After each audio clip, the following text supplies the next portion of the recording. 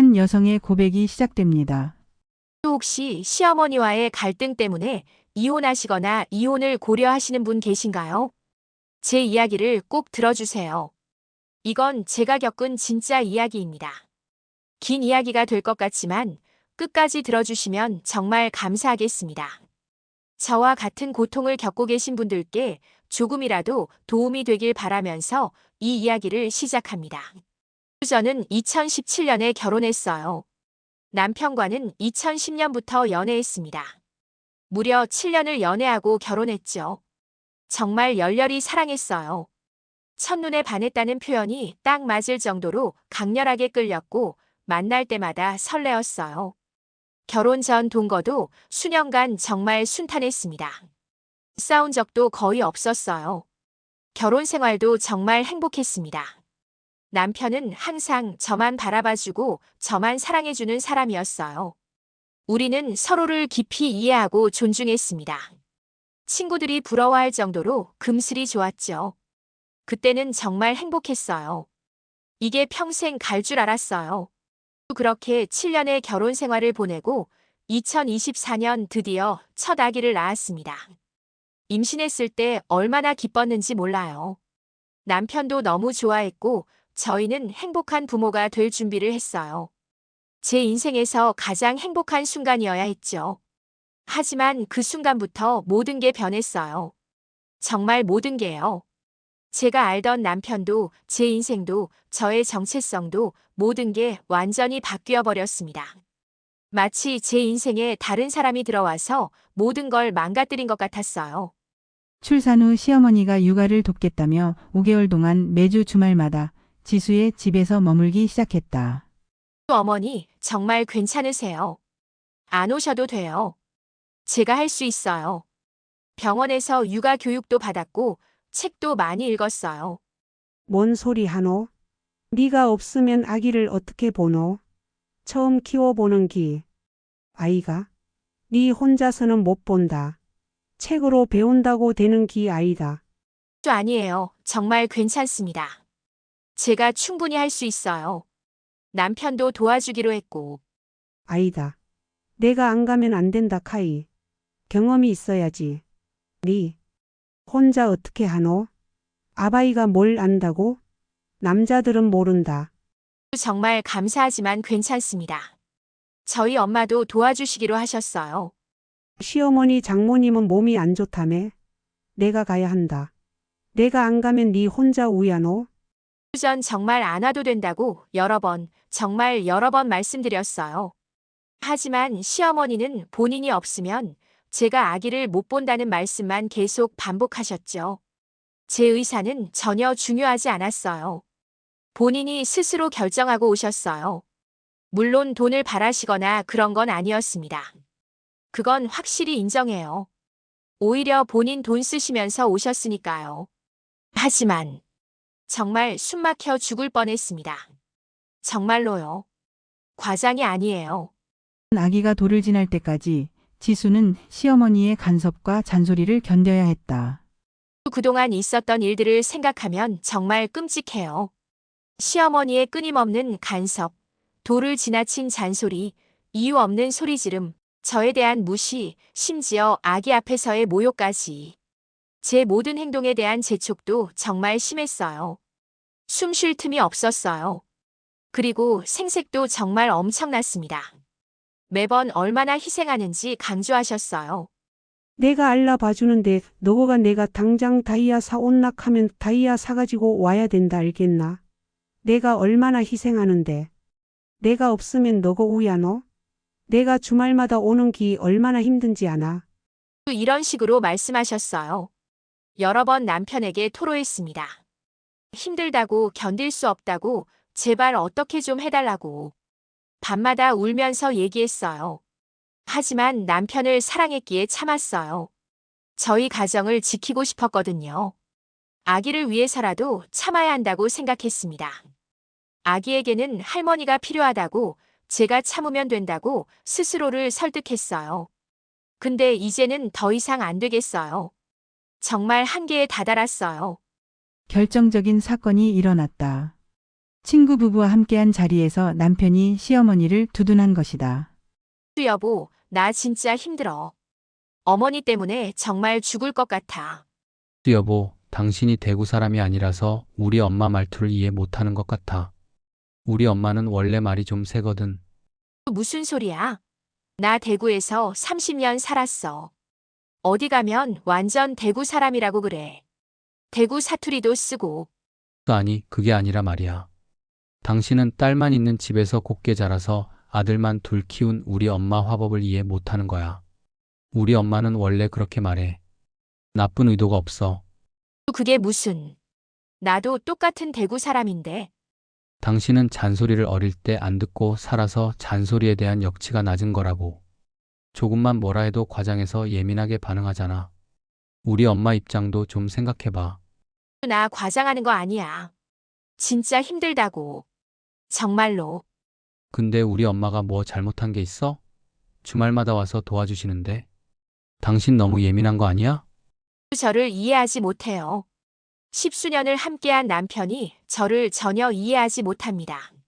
내가 죽고 싶을 만큼, 진짜 창밖으로 뛰어내리고 싶을 만큼 심한 제 스트레스를 이해하기는커녕 저를 이해심 없고 스트레스 감수성 낮고 잔소리 역치가 낮은 사람으로 만들어버렸어요. 제가 문제가 있는 사람처럼 만들었어요. 제 성격이 원래 친구들이나 부모님에게 이런 스트레스를 얘기하질 않아요. 시어머니를 욕하는 게 사랑하는 남편을 욕하는 것 같아서 정말 싫었거든요. 그래서 혼자 다 사겼어요. 친구들한테도 말 안 했어요. 부모님께도 걱정 끼칠까봐 말씀 안 드렸어요. 그냥 혼자 참았어요. 그런데 정작 남편은 저를 이해해주지 않네요. 오히려 제가 잘못된 것처럼 만들어요. 시어머니는 자신을 현명하고 며느리에게 잘해주는 시어머니라고 생각했다. 나는 다른 시어머니들하고 다르다. 요즘 시어머니들은 며느리한테 관심도 없고 손자도 안 봐준다며. 나는 아니다. 나는 업무 능력도 제일 뛰어나고 회사에서도 인정 많이 받는 사람이야. 경우가 바른 사람이라 뭘 받으면 그냥 지나치질 못한다. 내가 얼마나 똑 부러지는 사람인데. 실제로 밥은 정말 잘 차려주세요. 청소도 가끔 해주시고요. 아기 보러 오셔도 집안일을 도와주시긴 해요. 그건 사실이에요. 근데 문제는 말이에요. 말로 사람 죽이는 스타일이에요. 말이 너무너무 많아서 해도 될 말, 해선 안 될 말 구분을 전혀 못하시고 그저 생각 없이 입으로 다 뱉어내는 타입이에요. 필터가 없어요. 상대에 대한 배려 따위 전혀 없어요. 아니, 정확히 말하면 저에 대한 배려가 없는 거죠. 다른 사람들한테는 세상 친절하고 좋은 사람이에요. 정말로요. 시어머니 친구들은 다 좋은 사람이라고 해요. 근데 그거 다 저 빼고 다른 사람들한테 해당되는 말입니다. 저한테만 그래요. 올해 7월부터는 저를 아예 야라고 부르세요. 이름도 아니고 그냥 야. 아기가 100일이 되었을 무렵의 일이다. 시어머니가 아기를 안고 계시다가 제가 거실 소파에서 잠깐 눈을 붙이고 있었어요. 진짜 5분도 앉았을 거예요. 그런데 갑자기 저를 깨워 세우시더니 아기를 그냥 떠밀듯이 제 품에 던지셨어요. 제가 급하게 일어나느라 머리를 묶을 틈도 없었어요. 그래서 아기를 받아 안는데 아기 볼에 제 머리카락이 살짝 닿았거든요. 이씨야. 머리카락이 알라 얼굴에 닿잖아. 야. 니 뭐하노? 저 그때 정말 심장 멎는 줄 알았어요. 온몸이 얼어붙었어요. 태어나서 그렇게 누가 저한테 소리 지르며 부른 적이 없어요. 처음이었습니다. 정말 처음이었어요. 부모님도 선생님도 친구도 누구도 저를 그렇게 부른 적이 없었어요. 충격이었어요. 그 순간 제가 뭔가 굉장히 나쁜 짓을 한 사람처럼 느껴졌어요. 시어머니의 재촉은 매 순간 이어졌다. 오구, 우리 아기 배고프구나. 우는 것도 귀여워라. 자, 엄마가 지금 바로 줄게. 잠깐만 기다려. 빨리 줘라. 알라 오는데 빨리 안 주고 뭐하노? 귀엽다 하고 있을 때가 아니다. 빨리 줘라. 알라 배고프다 우는 기 안 보이노? 또 어머니, 지금 주고 있어요. 조금만 기다려주세요. 빨리, 빨리 줘라 카이. 그럼 애를 휙휙 거칠게 안으면서 급하게 젖병을 물려야 할까요? 아기한테도 안 좋고 위험한데 말이에요. 아기 다칠 수도 있는데. 근데 그게 중요한 게 아니에요. 제가 뭘 하든 재촉하고 또 재촉해요. 숨 쉴 틈이 없어요. 신생아를 키우는 것은 누구에게나 힘든 일이다. 하지만 시어머니는 이해하지 못했다. 니는 알라 어마이가 돼가지고 알라가 왜 우는지도 모르나. 엄마 노릇을 제대로 못하네. 좀 안 울게 달래 봐라. 어떻게 엄마 노릇을 이 모양이노. 내가 봐도 답답하다. 또 어머니, 신생아는 원래 우는 게 정상이에요. 책에도 그렇게 나와 있고 의사 선생님도. 책. 책만 보면 우야노. 경험이 중요하다 카이. 또 어떻게 아기를 안 울게 키울 수가 있나요? 신생아는 울음으로 의사소통하는 거잖아요. 본인은 그렇게 키우셨을까요? 정말 궁금해요. 아기를 안 울게 키울 수 있는 방법이 있다면 저도 알고 싶어요. 아기가 100일을 갓 지났을 때 인플루엔자에 걸렸다. 시어머니 때문이었다. 아이고 목이 찢어질 것처럼 아프다. 우휴. 침도 못 삼키겠네. 또 어머니, 혹시 독감 아닐까요? 요즘 독감이 엄청 유행이라고 뉴스에 나왔어요. 병원 가보시는 게. 아이다. 독감 아이다. 그냥 목감기다. 목이 좀 아픈 거다. 괜찮다. 그래도 확인해 보시는 게. 괜찮다 카잖아. 우리 손주 보자. 어디 보자. 우리 이쁜 손주. 시어머니는 아기에게 뽀뽀를 하고 얼굴을 가까이 댔다. 며칠 후 아기는 독감에 걸렸다. 또 아기가 갑자기 열이 39도까지 올라갔어요. 기침도 심하게 하고 숨도 제대로 못 쉬는 것 같았어요. 너무 놀라서 급히 병원에 갔어요. 어머니, 이 아기 독감입니다. 지금까지 제가 본 독감 환자 중에 가장 어린 아기네요. 100일밖에 안 된 아기가. 너무 안타깝습니다. 누가 아기한테 옮긴 것 같은데 집에 독감 환자 있었나요? 시어머니가 목이 아프다고 하셨는데 독감 아니라고 하셔서. 이렇게 어린 아기는 면역력이 약해서 독감이 정말 위험합니다. 앞으로 조심하셔야 해요. 또 아기는 며칠 동안 열나고 기침하고 숨 넘어가고 난리였어요. 밤새 아기 안고 울었어요. 진짜 가슴 찢어지는 줄 알았습니다. 제 심장이 찢어지는 것 같았어요. 시어머니는 본인 말이 항상 다 맞는 사람이에요. 독감 아니라고 했는데 독감이었잖아요. 근데 사과는 없었어요. 미안하다는 말 한마디 없었어요. 나도 몰랐다. 목감기인 줄 알았지. 내가 일부러 그런 기 아이잖아. 물론 일부러 그런 건 아니겠죠. 하지만 제가 병원 가보시라고 했을 때 가셨어야죠. 100일 된 아기가 독감에 걸린 게 얼마나 위험한데요. 아픈 아기에게 약을 먹이는 것도 쉽지 않았다. 또 아기가 약을 너무 안 먹으려고 해요. 100일 된 아기가 어떻게 숟가락으로 받아먹겠어요. 약병에 넣어서 입 벌리고 조심스럽게 넣는데 아기가 울어요. 당연히 울죠. 쓰고 이상한 맛이 나는데. 잔인하다. 하지 마라. 알라 불쌍하다. 네 지금 뭐 하는 거노? 저렇게 하면 우야노. 또 어머니, 약을 먹여야 아기가 나아요. 안 먹이면 어떻게 해요? 그래도 저렇게 하면 안 된다. 알라가 울잖아. 또 어머니는 아기 약 먹이는데 저를 잔인하고 나쁜 엄마로 만드세요. 그럼 어떻게 먹일까요? 어머니가 방법을 알려주세요. 제발요. 그건 나도 모르겠다. 그래도 저렇게는 안 된다. 그날은 더 이상 별 말씀은 없으셨어요. 근데 그게 끝이 아니에요. 그 이후에도 똑같았어요. 아기 코 막혀서 코딱지 면봉으로 파줄 때, 아기 눕혀서 기저귀 갈 때, 아기 약 먹일 때, 아기 손톱 깎을 때, 아기가 울 때마다 똑같은 반응이에요. 잔인하다. 알라 고문하나. 알라 불쌍하다. 네 엄마 자격 없다. 진짜 그럼 네가 키우던지 이 말이 목 끝까지 수도 없이 차올랐는데 남편 봐서 참았어요. 매번 참았어요. 시어머니 앞에서 저는 아기에게 잔인하고 아기를 불쌍하게 만드는 나쁜 엄마예요. 저는 제대로 된 엄마가 아닌 거예요. 지수는 아기 100일을 앞두고 전몸살로 고열에 시달렸다.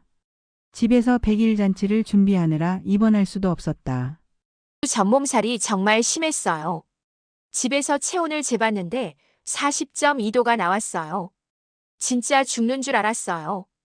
온몸이 불덩이 같았고 머리는 깨질 것 같았어요. 병원에 가고 싶었지만 입원할 수가 없었어요. 이틀 후에 집에서 100일 잔치를 한다고 직계 가족들을 다 초대해 놨었거든요.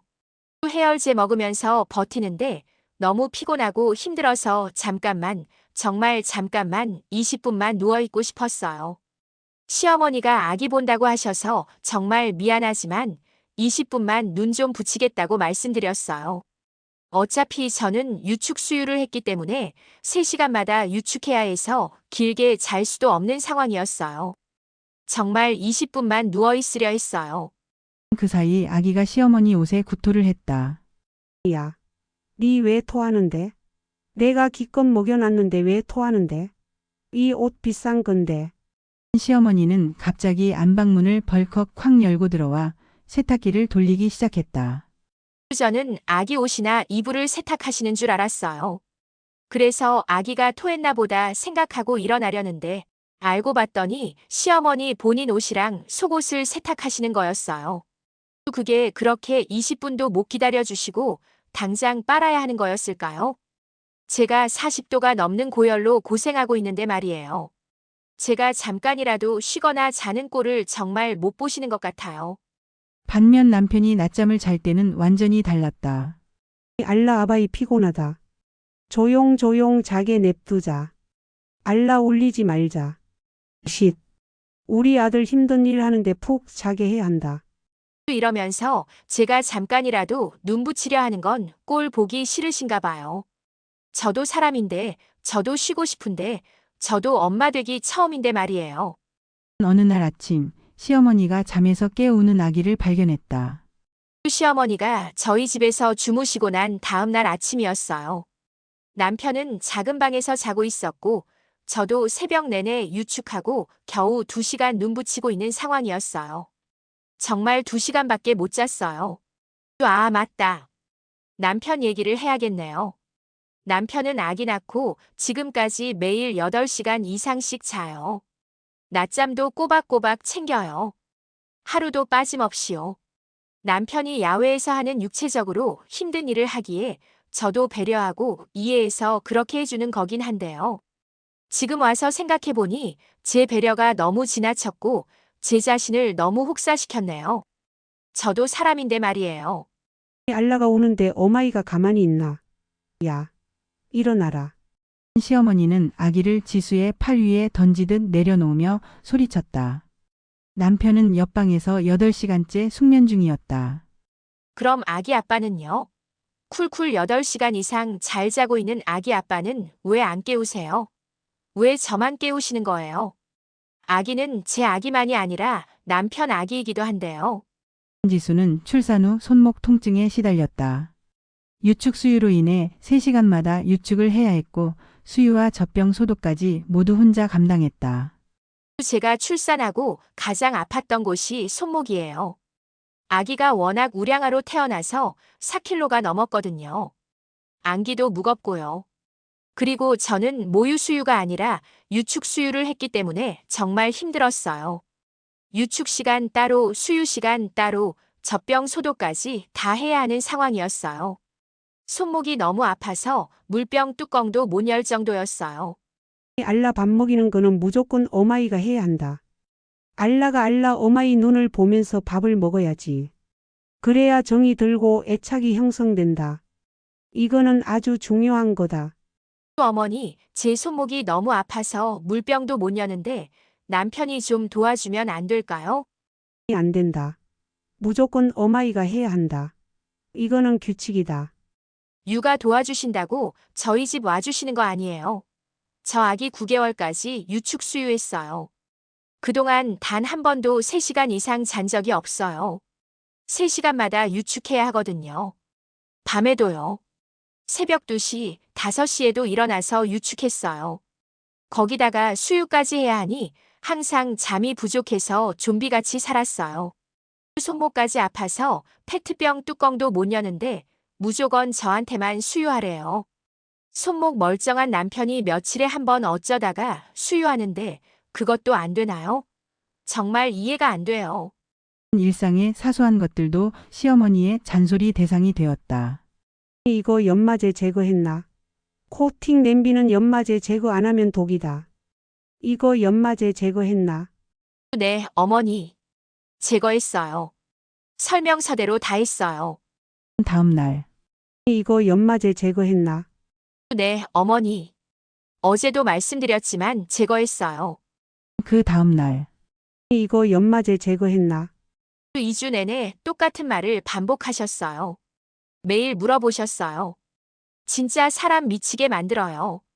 4일 동안 같은 질문을 계속하시는 거예요. 제가 매번 네, 했어요. 라고 대답하는데도요. 지수가 남편의 일정을 상세히 설명한 다음 날도 마찬가지였다.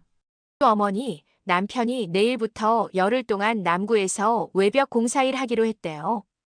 아침 7시에 나가서 저녁 8시쯤 들어올 것 같다고 하더라고요. 열흘 동안 계속 그렇대요. 아, 그래? 남구. 알았다. 그 다음 날 아침 아바이 언제 나가노? 언제까지 일하노? 며칠 동안 한다드노? 몇 시에 나가노? 뭔 일 하노? 어디서 일하노? 어디 동네노? 아니, 어제 다 말씀드렸잖아요. 열흘 동안 남구에서 외벽 공사 아침 7시 출발, 저녁 8시 귀가요. 아, 그랬나? 내가 까먹었네. 그래, 남구. 알았다. 그 다음 날도 아바이 오늘 어디 가노? 말이 워낙 많으시다 보니 했던 말 또 하고 했던 질문 또 하고 정말 사람 죽어요. 제 정신력이 갉아먹히는 느낌이에요. 어느 날 지수가 해동한 소고기를 정리하고 있었다. 이거 김치 냉장고 넣을까? 그냥 냉장고 넣어가. 지수 오늘 저녁에 구워 먹을 거니까 눈에 잘 보이게 그냥 냉장고에 넣어주세요. 아니, 냉동했다가 해동한 건데. 그냥 냉장고 넣으면 우야노. 상한다. 김치 냉장고 넣어야지. 니 그것도 모르노? 그럼 왜 물어보시는 거예요? 제 대답은 듣지도 않으시면서요. 처음부터 본인이 하고 싶으신 대로 하시면 되잖아요. 왜 물어보세요? 예고 없이 방문에 통보하는 일도 잦았다. 오늘 나 여기서 자고 갈 거다. 집에 안 들어간다. 어머니, 오늘은 월요일인데. 원래 주말만 오시는 거 아니었나요? 오늘 자고 간다 카이. 내가 결정했다. 제 의사는 한 번도 묻지 않으세요. 그냥 통보해요. 제 집인데 제가 손님이 된 기분이에요. 친구 집을 방문했을 때도 일은 벌어졌다. 시어머니 절친 딸의 딸이 저희 아기랑 태어난 날이 비슷해서 그 집에 놀러 간 적이 있었어요. 남편은 일하러 가고 시어머니랑 저랑 아기랑 갔어요. 그거를 소독을 해가 지워줘야지 그냥 주면 우야노. 더럽다. 바닥에 떨어졌는데. 잠깐 떨어졌는 거 그냥 써도 돼요. 우리 집 매일 청소하는데 그렇게 안 더러워요. 맞아요, 맞아. 괜찮아요. 깨끗해요. 너무 신경 쓰지 마세요. 아이다. 그래도 소독해야 한다. 집으로 돌아온 후 그 친구가 지수에게 문자를 보냈다.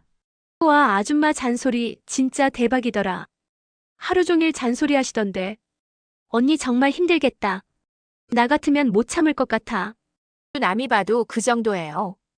객관적으로 봐도 심한 거예요. 이유식을 시작했을 때도 잔소리는 계속되었다. 자, 우리 아기 이제 이유식 먹자. 맛있게 먹어보자. 이거 해라. 저거 해라. 오트밀은 왜 주냐? 그냥 쌀만 주면 안 되냐? 요즘은 오트밀 준다며. 근데 우리 때는 쌀만 줬다.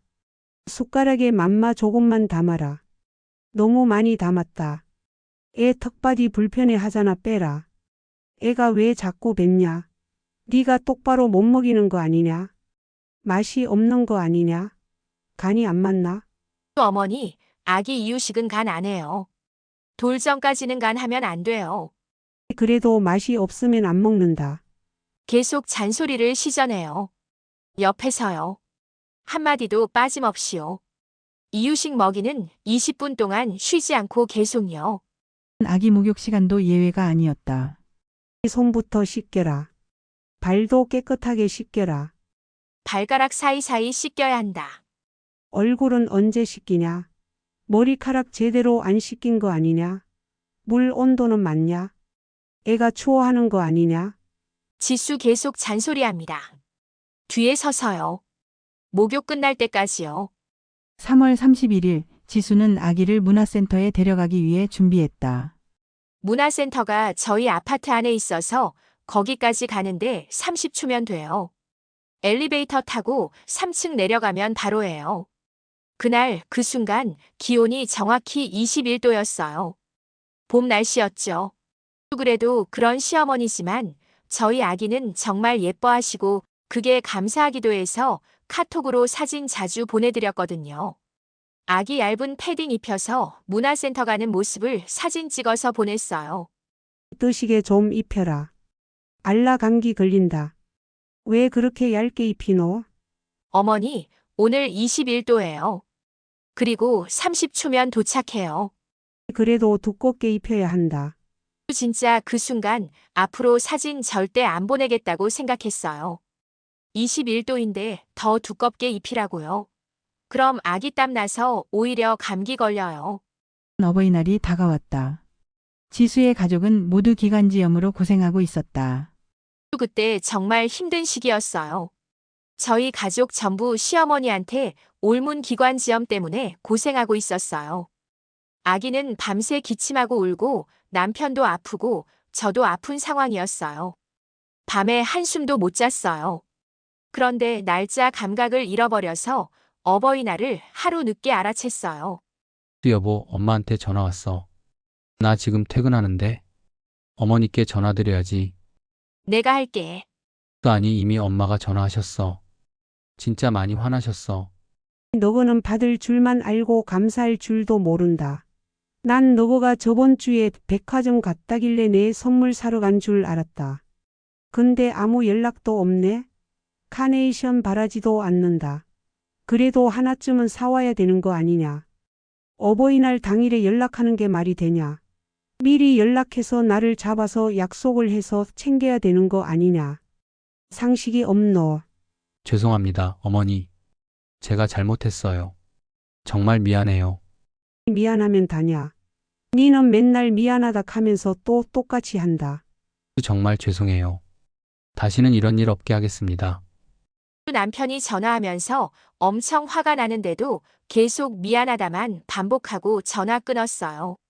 그때 저희 가족 전부 시어머니 때문에 올문 기관지염으로 고생하고 있었어요. 아기는 잠도 못 자고 많이 울고 저희 남편도 아프고 저도 아팠어요. 본인만 생각하는 이기주의 그 자체입니다.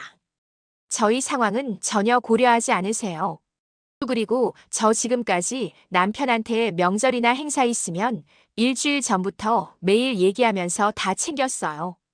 근데 아기 키우다 보니 정말 밤낮도 없고 날짜 감각도 없어졌어요. 하루 착각한 거예요. 단 하루요. 그래서 저희 부모님도 못 챙겨드렸어요. 저희 부모님은 괜찮다고 하셨어요. 이해한다고. 3주 후 시어머니의 친구가 집에 찾아왔다. 시어머니는 울고 있었다. 내 주변 사람들한테 다 물어봤는데 다 너거가 잘못했다 카더라.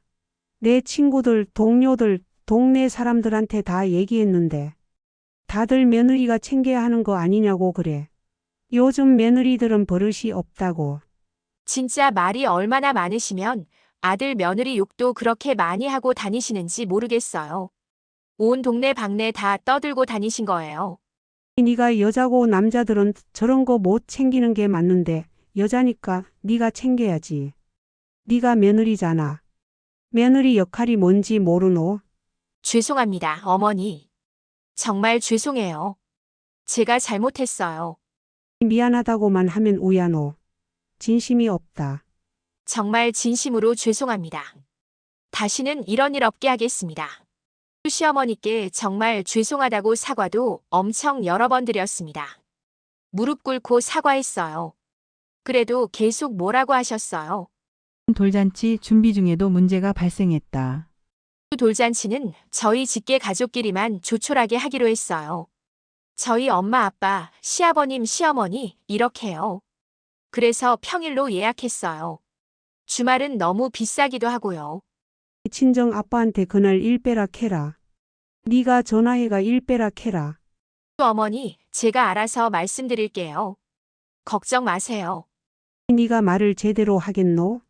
내가 듣기로는 네 친정 아버지 일 엄청 바쁘다며. 그 사람 일 빠지겠노? 확실하게 빼라 캐라. 제가 알아서 잘 말씀드리는 거고 시어머니께서 그렇게 명령조로 말씀 안 하셔도 되거든요. 빼시라고 정중하게 말씀드려 달라도 아니고 빼라 캐라.